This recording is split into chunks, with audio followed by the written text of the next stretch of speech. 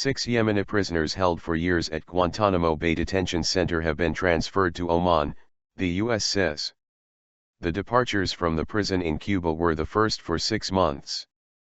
President Barack Obama promised to close Guantanamo Bay during his election campaign in 2008.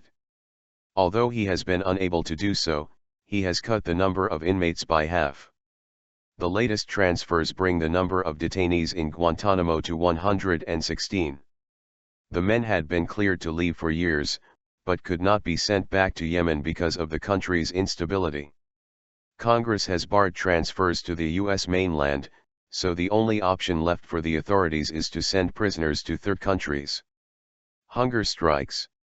In a statement, the Pentagon said the U.S. was grateful to the government of Oman for its humanitarian gesture and willingness to support ongoing U.S. efforts to close the Guantanamo Bay detention facility. It is the second transfer of Guantanamo prisoners this year, after the Pentagon announced in January that 4 men had been moved to Oman and 1 to Estonia.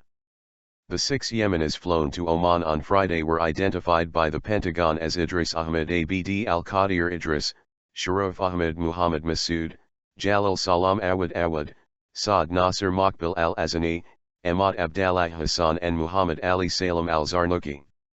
Ahmad Abdullah Hassan has held repeated hunger strikes in protest against his confinement without charge since 2002. Correspondents say that President Obama, thwarted by Congress in his efforts to close the prison, has had to rely on only a handful of countries that have agreed to accept detainees.